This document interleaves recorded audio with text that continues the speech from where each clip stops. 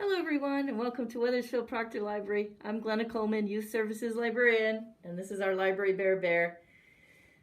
He has been feeling a little bit like he wants to go to the beach, and we can't really do that, but I found 3 stories about water.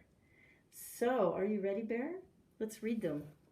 The first story about water is called Jabari Jumps, and this is by Gaia Cornwall. She wrote the story and did the illustrations. Jabari Jumps.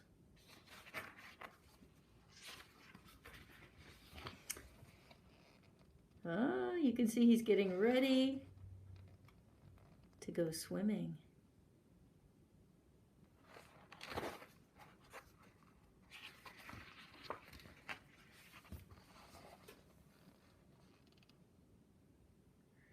The diving board was high and maybe a little scary, but Jabari had finished his swimming lessons and passed his swim test, and now he was ready to jump. "I'm a great jumper," said Jabari, "so I'm not scared at all."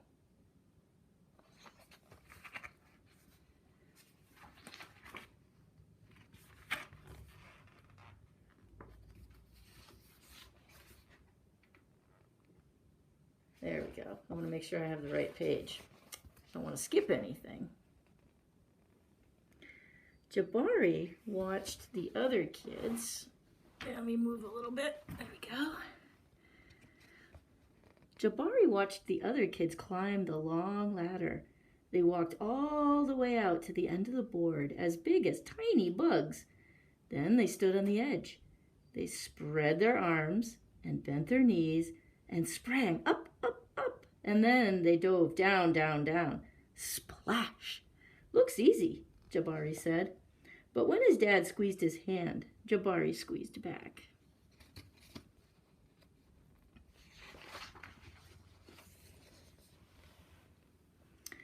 Jabari stood at the bottom of the ladder.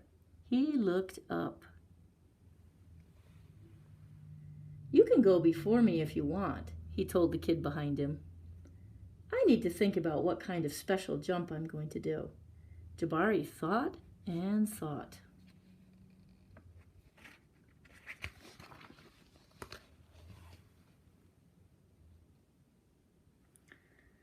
Jabari started to climb, up and up. "This ladder is very tall," he thought. "Are you okay?" called his dad. "I'm just a little tired," said Jabari. "Maybe you should climb down and take a tiny rest," said his dad. A tiny rest sounded like a good idea.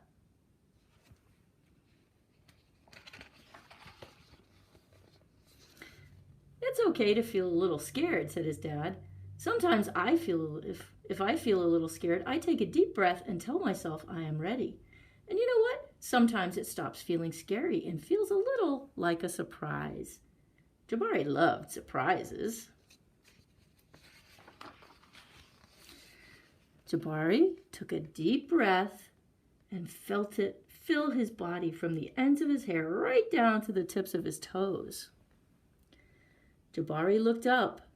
He began to climb, up and up and up and up, until he got to the top.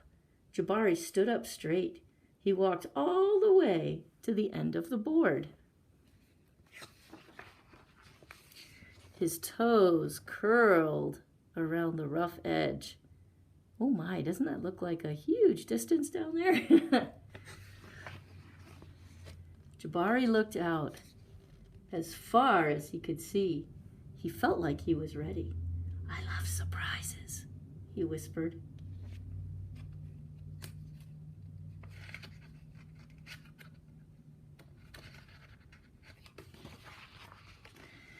He took a deep breath and spread his arms and bent his knees. Then he sprang up, up off the board, flying.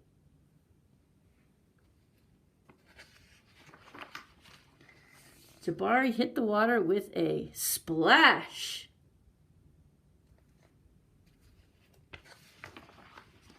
Down, down, down he went, and then back up. Whoosh!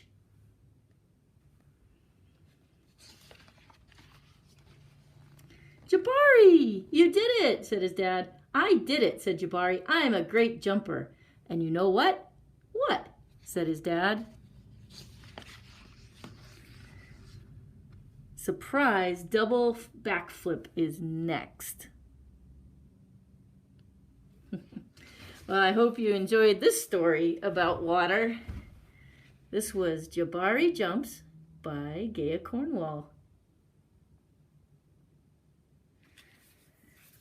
Well, our next story about water bear is quite different. This story about water is called Shamoo, a Whale of a Cow, and this is by Ros Hill. My goodness me, look at what is happening there.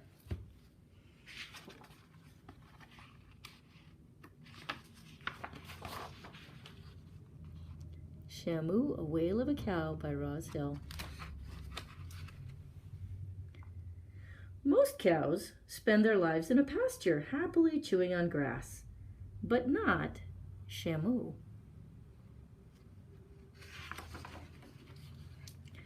Shamoo loved to swim.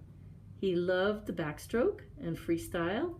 He loved how peaceful it felt to float on his back and look up at the sky.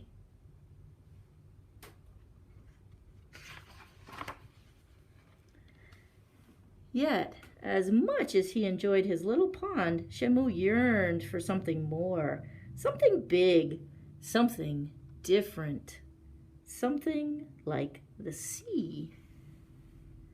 One day, while Shamoo was staring at the sea, a rail on the fence broke loose. Without a doubt, Shamoo knew it was time to explore the ocean.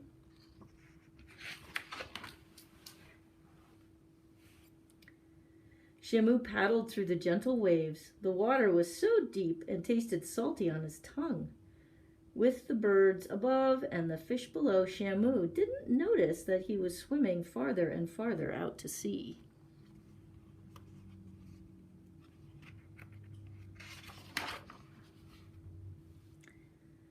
And then, from out of the deep blue, a gigantic wave emerged, towering over Shamoo.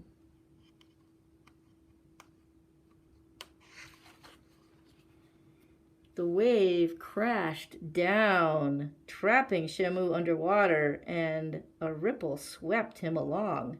He struggled against it, but the pull was just too powerful. He held his breath tightly, hoping the current would weaken.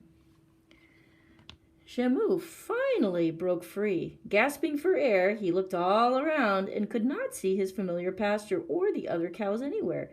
He began mooing for help. From the depths, it rose. Suddenly, Shamoo found himself rising skyward on the nose of a 6-ton humpback whale. While he was surprised, he was not afraid. Shamoo sensed that he had met a friend.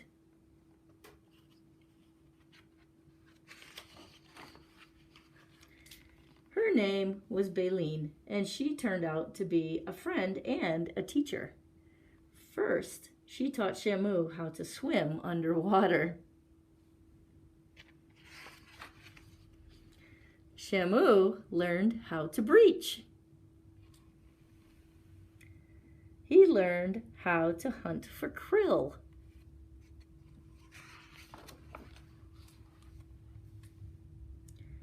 And most importantly, Baleen taught him how to avoid predators. Ooh, that's a good skill to have. That night, Shamoo lay down on his 6-ton friend and looked up at a sky filled with thousands of stars. He was thrilled with all he'd learned, but to his surprise, he felt a bit lonely. He started to think about his pasture, the tasty crunch of fresh grass, and his old friends. In the morning, Shamoo told Baleen what he was feeling. She understood and agreed to take him home.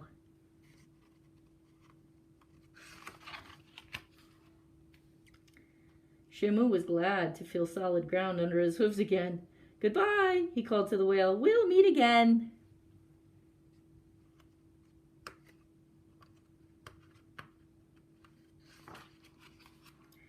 Back in the pasture, Shamoo was determined to teach the other cows how to swim. Maybe one day they too could experience the thrill of the open sea. And one day, they did.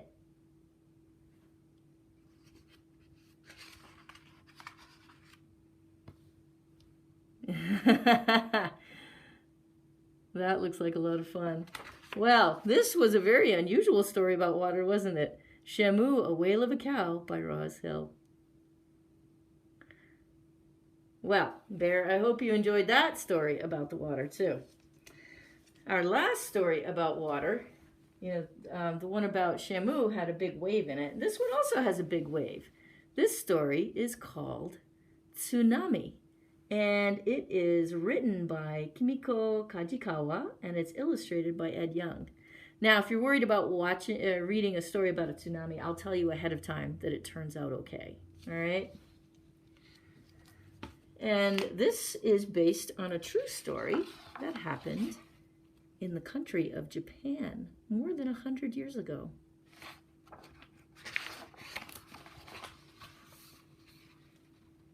Tsunami by Kimiko Kajikawa, illustrated by Ed Young.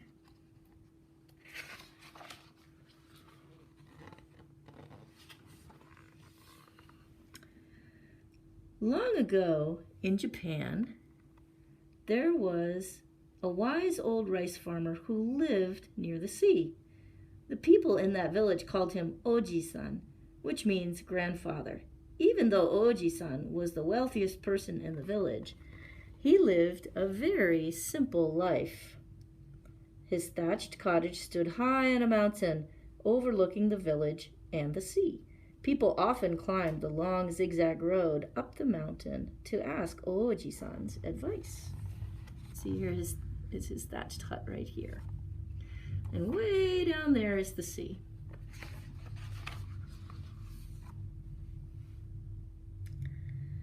One autumn day, Oji-san's family prepared to walk down to the village to celebrate the rice harvest. To their surprise, Oji-san did not want to go. Something does not feel right, Oji-san wiped the sweat from his brow. So he and his grandson Tada stayed home. Oji-san and Tada stood on the balcony to watch the celebration below.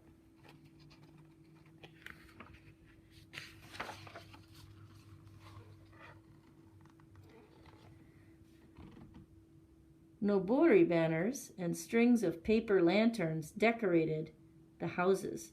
At the temple court, men and women in village costumes danced their thanks for the many golden rice fields waiting for harvest. Oji-san felt a trembling underneath his feet. An earthquake is coming, he said. And presently an earthquake came, a long, slow, spongy motion. The house rocked gently several times, then all was still.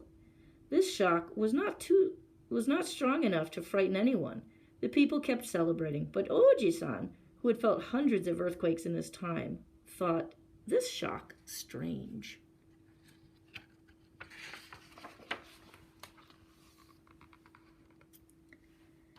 Oji-san turned his keen old eyes anxiously toward the sea. It had darkened suddenly and was moving against the wind. The sea was running away from the land. This beach grew before Oji-san's eyes. He had never seen anything like this, but he remembered what his grandfather had told him when he was a child. Oji-san shivered. Tsunami, the monster wave, he whispered. But none of the villagers realized the danger they were in.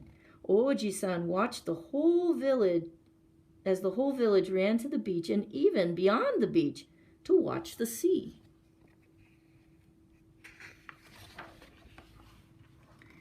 Oji-san knew he must get the villagers out of danger. Tada, hurry, he said. Light me a torch. Tada lit a Tadamatsu torch at once. These are torches that every house keeps ready. Oji-san raced with it through his field, setting fire to his golden rice. The sun-dried stalks caught like tinder and burst into enormous orange flames. Massive clouds of black smoke whirled in the sky. Tada, terrified, ran after his grandfather, crying, "Why, Oji-san? Why?" But Oji-san had no time to answer. 400 people were in terrible danger. He rushed to finish burning his fields. Tada stared at the blazing rice and burst into tears.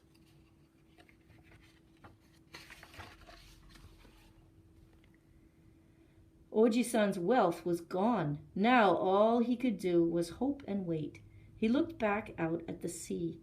The sun was going down, and still the sea was running away from the land. "Hurry! Flee!" Oji-san screamed to the villagers. But no one was close enough to hear him.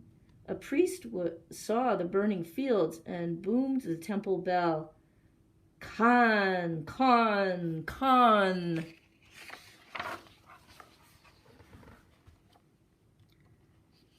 Oji-san watched the villagers hurry up from the beach like a swarm of ants to help put out the horrible fire. A group of young men and women arrived first, beating the fire with their mats. But Oji-san held out his arms. "No, let it burn. We need all the people here," he commanded. "There's a great danger." Taiken da. More young villagers arrived, followed by older adults, mothers with babies on their backs, children, and finally, elders.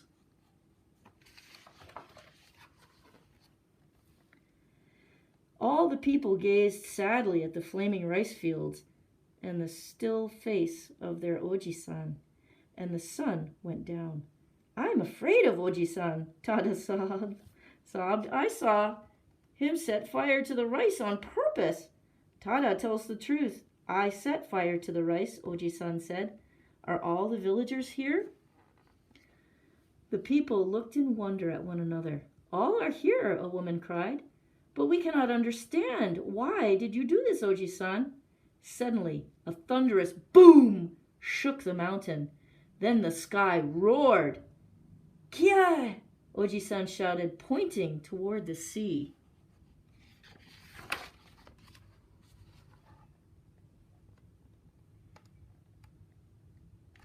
There's the village in the hill where Oji-san lives, and here's this big wave coming.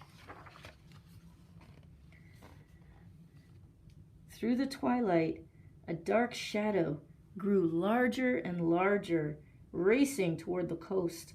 The long darkness was the returning sea, as high as a cliff, as wide as the sky, heading for the village with lightning speed.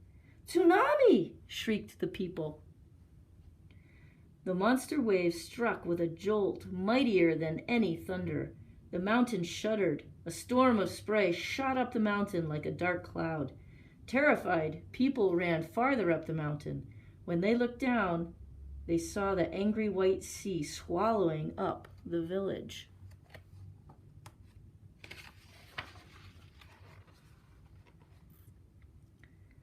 Then the sea drew back, roaring, tearing out the land as it went.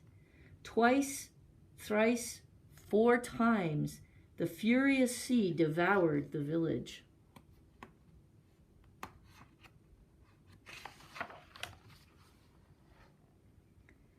Finally, the sea returned to its ancient bed, still raging as after a typhoon. For a long while, no one could speak. All stared in shock at the destruction below. There were no more houses, no more rice fields, no temple. The village had disappeared.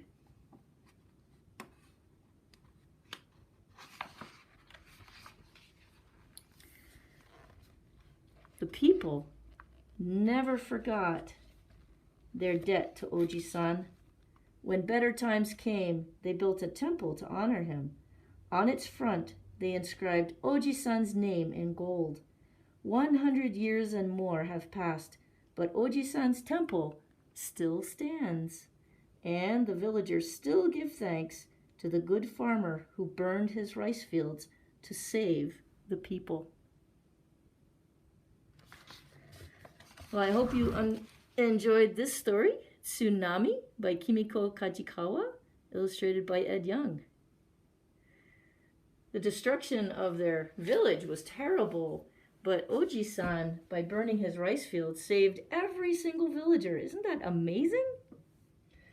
Well, Bear, I hope you enjoyed our 3 stories about water. They were all very different. We'll see you again. Goodbye from the Weathersfield Proctor Library. I'm Glenna Coleman, Youth Services Librarian.